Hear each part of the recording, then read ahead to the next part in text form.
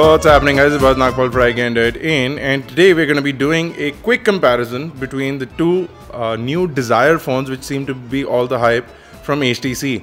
Now, the HTC Desire 816 came out some time back and it's available for a price of around 25,000 rupees, whereas the Desire 616 is yet to be available for a price of around 17,000 and below in the market. Now, the Desire 616 is sort of going to run low on stock, so if you want to get your hands on one, you should be planning right ahead. So we're going to do a first device-to-device, design-to-design comparison between the two devices, and then we're going to do a spec-to-spec comparison between the two devices. Of course, there is a major price difference between the two devices. In fact, a price difference of about 9,000 rupees. Actually, there are certain reasons that the Desire 616 can come to your benefit, as well as there are some reasons that the Desire 816 can come to your benefit, which I thought I need to point out and basically look at this device. So let's start with the Desire 816. Now, the Desire 816 runs a Qualcomm Snapdragon 400 chipset, which is on quad cores at 1.6 gigahertz, whereas the Desire 616 runs a MediaTek 6592 processor, which is on octa cores at 1.4 gigahertz. Now, whether you consider Snapdragon stronger or not, I personally feel that the octa-core chipset is slightly stronger or slightly more powerful at 1.4 gigahertz than the 1.6 gigahertz Snapdragon 400. So you might feel that the Desire 616 gives you a slightly better performance. Here's another thing. The 5.5-inch Desire 816 has a resolution of 1280 by 720, whereas the 5-inch Desire 616 also has the same resolution of 1280 by 720 pixels, which means that the 5-inch variant will give you higher resolution on the screen, which means that the Desire 616 also has a higher pixel per inch ratio, giving it a better display overall. Now, here's where the 816 completely wins. It has Android 4.4 out of the box. It also has HTC Blink feed as well as HTC Sense, which is completely and fully loaded onto the device. Whereas on the 616, you do get Blink feed and you get Sense 5.5, but it's not the full version and you do see a bit of limitations in there, but you do get both of those things, whereas the Android variant is Jelly Bean, so you don't have the latest version of Android, and we don't know when that will be pushed out. Again, as far as cameras are concerned, the Desire 816 wins, because it gets a 13 megapixel plus 5 megapixel combination, both capable of 1080p video, and you also have an f2.2 aperture lens.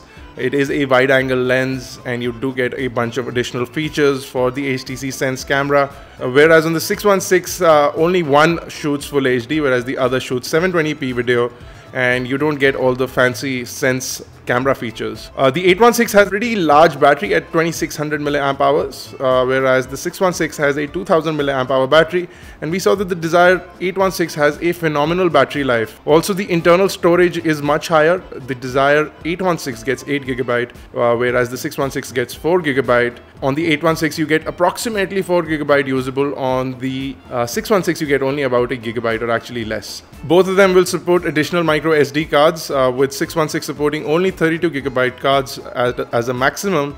The 816 will support up to 128 gigabyte cards, so giving you an additional storage capacity beyond your 8 gigabyte.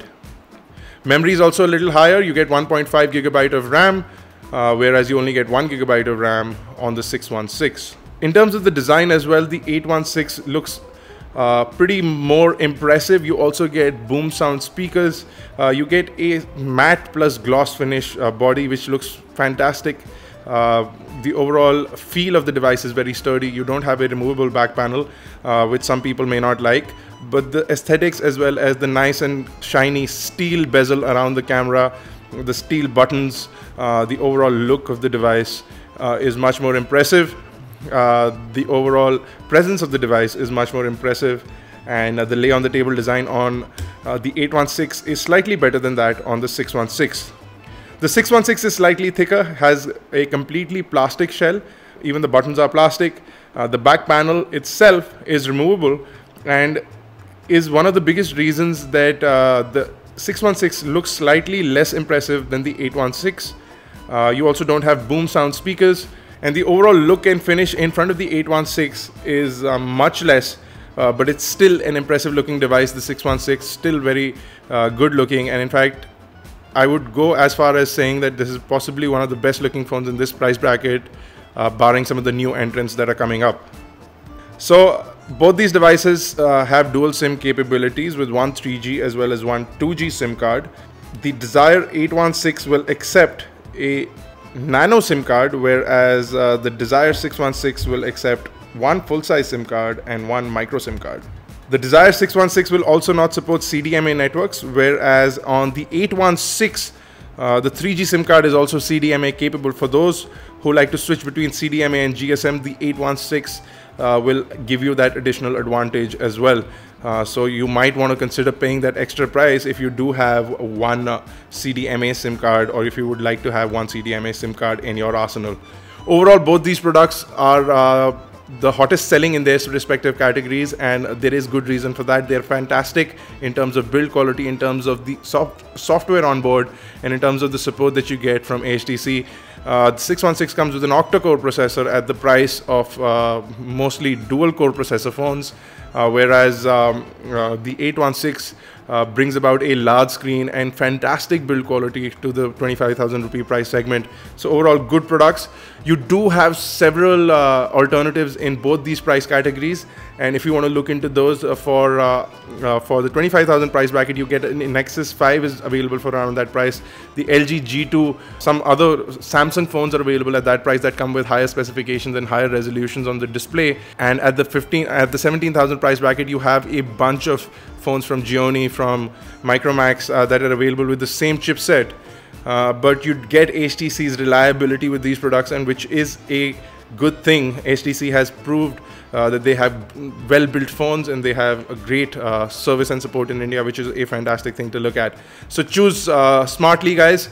Choose as per your requirements. This was a quick comparison, although completely different price segments, completely different line of product, but they're sort of similar in many ways, in more ways than one. Therefore, we decided to do a quick comparison between the two. So stay tuned for more, guys. Stay tuned for the full review of the 616, and we'll see you in the next one. This has been Bharat Nagpal. Thank you guys for watching.